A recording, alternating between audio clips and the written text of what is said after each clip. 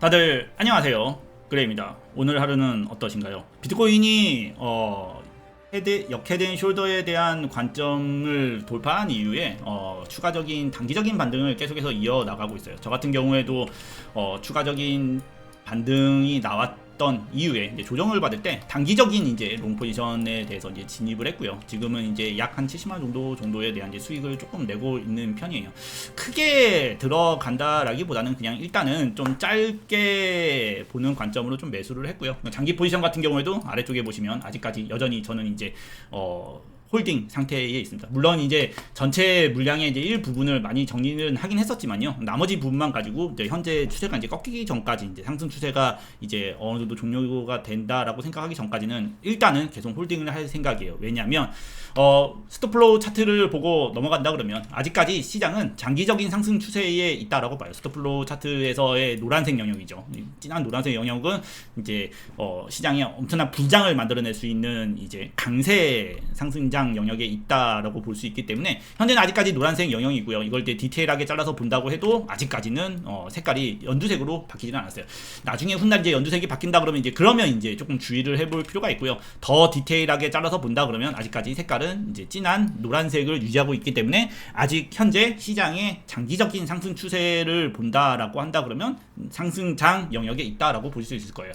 비트코인의 사이클론적인 부분으로 이제 다시 한번 넘어가서 얘기를 한다 그러면 아직까지 그 사이클에 대한 기간이죠. 상승장에 대한 이 기간은 현재는 아직은 끝나지 않았어요. 보시면 알겠지만 날짜적으로는 저번에도 많이 언급을 해드렸다지만 9월달, 이제 10월달 되기 전이죠. 이제 9월 한 30일 전까지가 이제 비트코인의 장기 사이클 기간 안에 이제 시즌에 있다라고 보고 이제 얼마 남진 않긴 했지만 여전히 이제 아직까지 상승장이라는 것은 변함이 없을 건데 저번 시간에도 한번 이야기했던 게 이제 좀 우려되는 부분이 이제 아래쪽에 있는 MACD죠.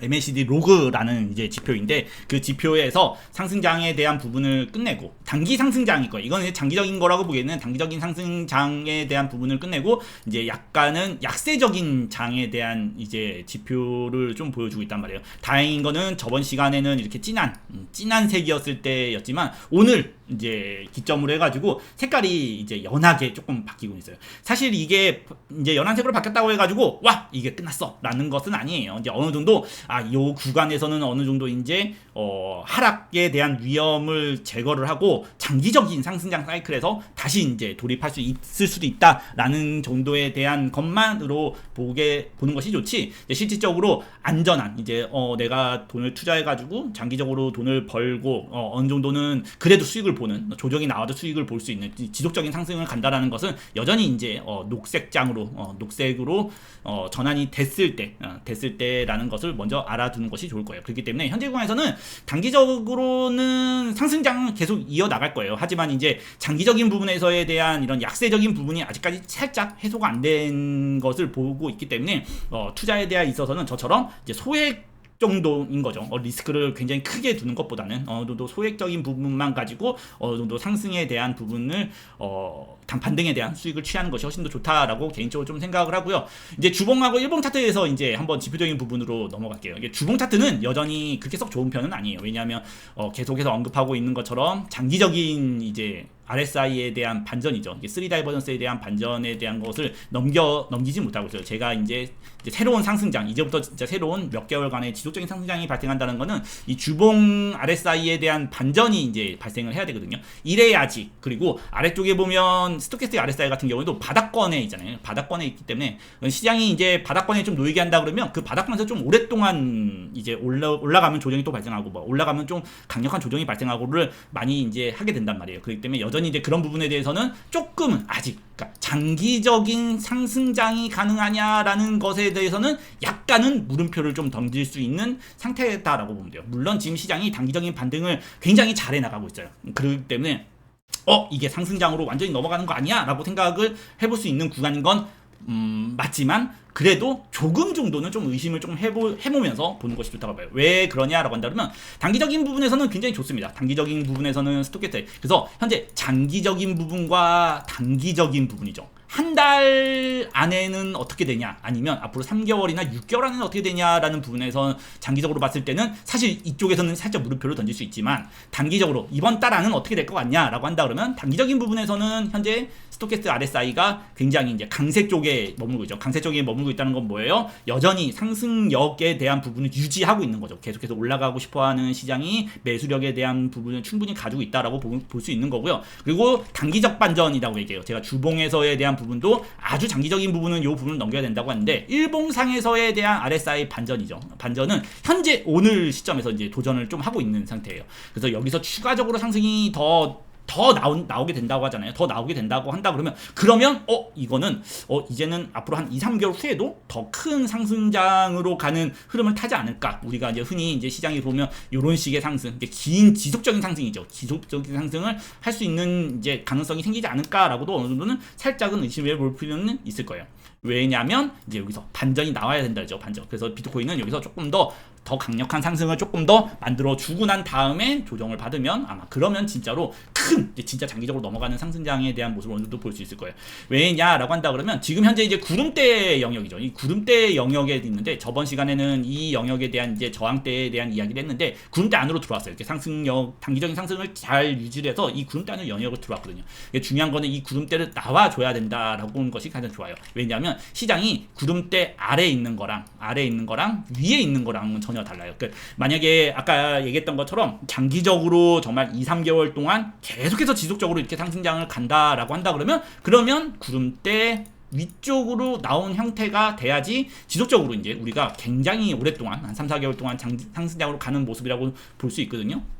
그렇기 때문에 현재는 아직은 하락 이후에 나오는 반등 정도라고 보는 것이 시장에서는 가장 합리적인 분석이라고 좀 볼 수 있고요. 아직 근데 그게 현재 구간에서 반전이 될 수도 있다. 근데 대신 그 반전은 이 구름대가 나오게 되면, 이 구름대 위로 나오게 되면, 그러면 그때부터는 시장이 이거는 앞으로 한 2, 3개월 정도 내가 소극적인 투자보다는 조금 더 공격적인 투자를 해가지고 더 큰 수익을 취할 수 있는, 높은 가격에서 비싸게 사서 더 비싸게 팔 수 있는 시장에 대한 형태가 갖춰졌다라고 볼 수 있을 거예요. 근데 그 전까지는 조금은 아직까지 구름대 안에 갇혀 있는 거, 물론 구름대 안으로 들어오긴 했어요. 이게 긍정적인 모습이긴 해요. 긍정적인 모습이긴 하지만 여전히 안에 있고, 그리고 이유에 대한 구름이죠. 앞에 대한 구름이 아직까지 음봉 구름이란 말이에요. 이게 좀 해소가 된다고 하면, 그러면 아마 시장이 좀 건강해지지 않을까라고 생각을 하고 있어요. 그리고 이제 일목구름을 가지고 우리가 분석을 할 때 반전 구간이라고 얘기했는데, 추세 반전 구간을 우리가 예측을 할 수가 있는데, 그게 뭐냐면 이게 변곡자리거든요. 변곡자리. 일목에 대한 변곡자리라는 것이 있어요. 왜냐하면 그 구름이 양구름에서 음금으로 바뀌는 이런 자리 같은 경우에서 굉장히 큰 변동성이 이렇게 발생하게 돼요. 두 구간에서 보면 변동성이 굉장히 크게 발생을 하잖아요. 이걸 이제 흔히 우리가 말하는 변곡자리라는 것이 라고 하는 것인데, 항상 이 변곡자리에 시장이 이제 도달을 하게 되면 어느 쪽 방향이든 이제 크게 방향성을 조금 내는 경우가 많아요. 근데 앞으로 우리가 다음 주에 굉장히 중요한 이슈를 남겨놓고 있죠. 18일 날 새벽에 금리 인하에 대한, 지금은 이제 금리 인하에 대한 부분이 좀 강하게 되어 있죠. 중요한 거는 사실상 이런 것 같아요. 25pp를 하냐 50pp를 하냐라는 관점이 시장에서 굉장히 중요하거든요. 사실 인하는 누구나 다 인하를 할 거라고 거의 90 몇 프로라고 보고 있지만, 그게 50pp를 할 것이냐라는 것이 이제 아마 시장에 대한 좀 중요한 관점이 되지 않을까라고 생각해요. 근데 이 금리 인하에 대해서는 한번 제가 이야기했던 적이 있을 거예요. 25p가 되면 악재고 50pp가 돼도 호재는 아닐 거다라고 했어요. 왜냐하면 금리에 대한 기대감 때문에 이제 시장이 좀 많이 지금 오르고 있는 거거든요. 인하가 될 거라는 걸 당연히 생각하고, 근데 이번 금리 같은 경우에는 오랜만에 하는 금리인데 사람들이 엄청나게 많이 해야 된다라는 기대감을 좀 가지고 있어요. 그러다 보니까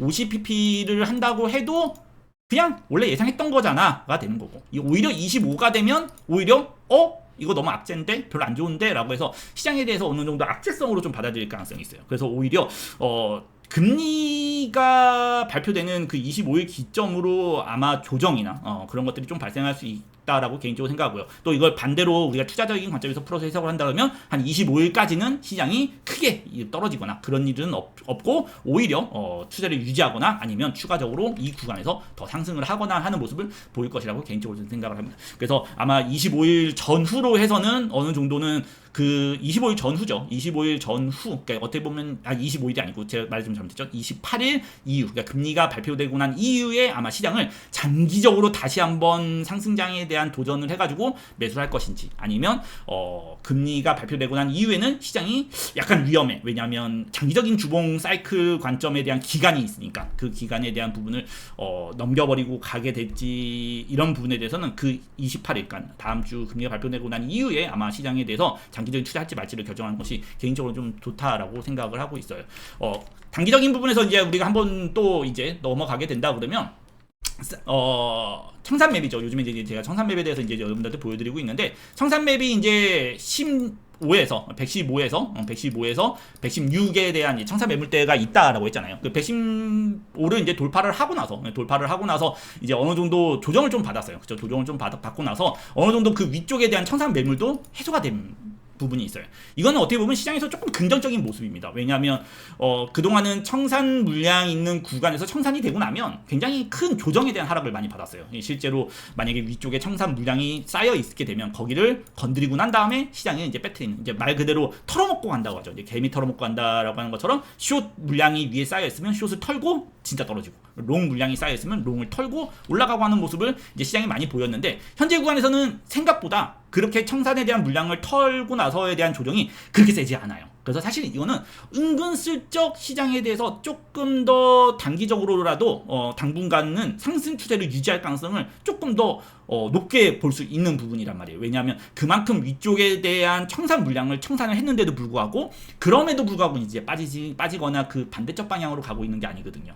네, 그렇기 때문에 오히려 현재 시장에서는 조금 더 단기적인 상승 추세를 이어갈 가능성이 조금 더 있다라고 해석할 필요가 있는데, 현재 이제 구간에서 조금 약간은 부정적으로 좀 이야기한다 그러면, 물론 강력한 청산 물량은 강한 이제 청산 물량 때는 해소를 했지만, 사실 이제 112까지 120K까지의 이 물량에 대한 색깔을 본다 그러면 이게 보통 평균적인 색깔보다는 좀 많이 진한 상태를 유지하고 있는 거예요.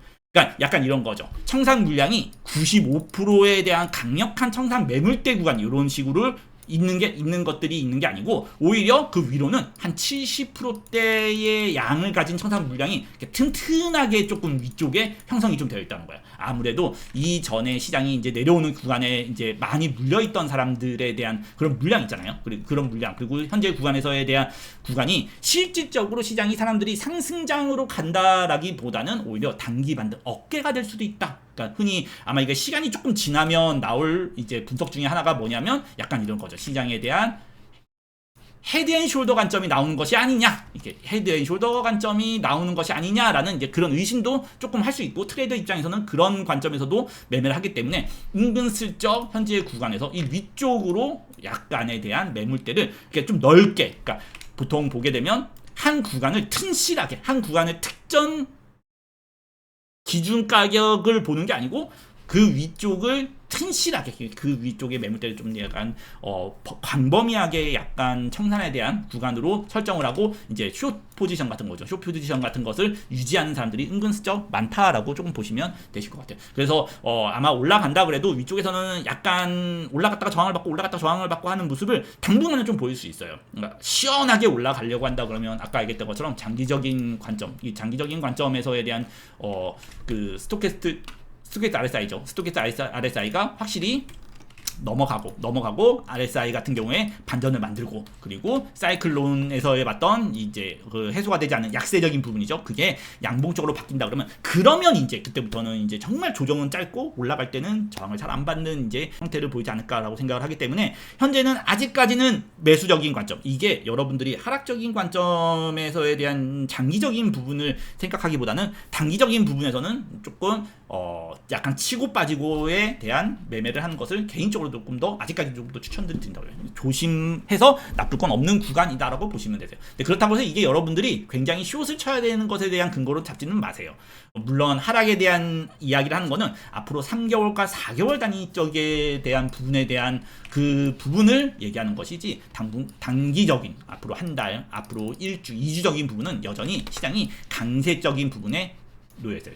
단기적인 부분에서는 어느 정도는 계속해서 지속적으로 상승을 이어나갈 가능성이 높다라고 좀 보시면 되시고요. 그게 한 2, 3개월 후 정도 대한 입장에서 얘기를 한다 그러면 그때는 조금은 물음표를 둘 필요가 있다라고 하는 것을 보실 필요가 있을 겁니다. 자, 그러면 단기적인 부분에서 추가적으로 또 계속 오래서 올라간다 그러면 한 어느 정도에서 또 저항적인 가격이 있냐라고 얘기한다 그러면 하락에 대한 피보나치 비율에 대한 50%는 절반 가격이죠. 전체 떨어지는 거 절반 가격에 대한 조정 같은 경우에는 이렇게 한 번씩 발생을 했어요. 이게 보시면 이제 인봉꼬리가 세게 이제 발생을 한 것처럼 이제 저항에 대한 가격은 이제 발생을 했는데 그 가격 50% 가격을 지금 이제 다시 이제 뚫어서 올려가지고 또 유지를 하고 있죠. 그래서 만약에 추가적으로 올라간다 그러면 당연히 이전에 대한 고점 영역으로 볼 필요가 있어요. 이전에 대한 고점은 항상 데칼코마니 같다 그랬죠. 시장이 떨어지게 되면 데칼코마니 같은 모습을 보인다라고 이제 이야기를 많이 해요.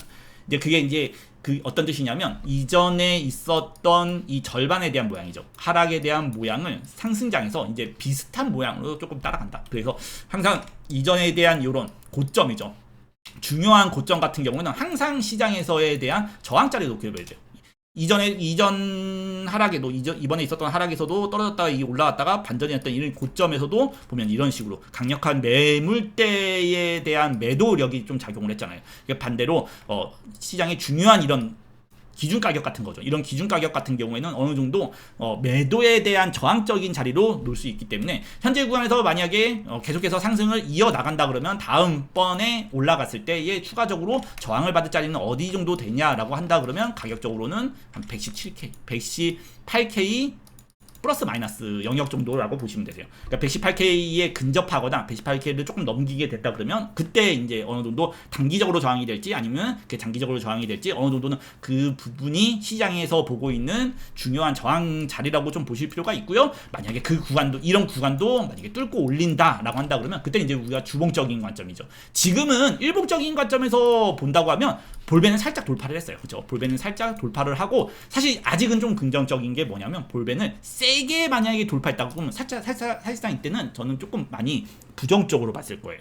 왜 부정적으로 봤냐라고 한다면 괴리율에 대한 문제죠. 괴리율은 볼벤은 너무 강력하게 돌파를 하게 되면 이런 식으로 너무 강력하게 돌파를 하게 되면 그 괴리율을 맞춘다고 나오는 조정에서 시장이 많은 하락을 하게 되거든요. 다행히 엄청나게 세게 돌파한 건 아니에요. 엄청나게 세게 돌파한 건 아니기 때문에 그 괴리율에 대한 부분은 사실 오늘 아까 낮에 살짝 해소를 했죠. 그 해소를 하고 있는 부분이기 때문에 이 부분에 있어서는 단기적으로 올라갈 때는 조금은 긍정적인 모습으로 조금 볼 수 있어요.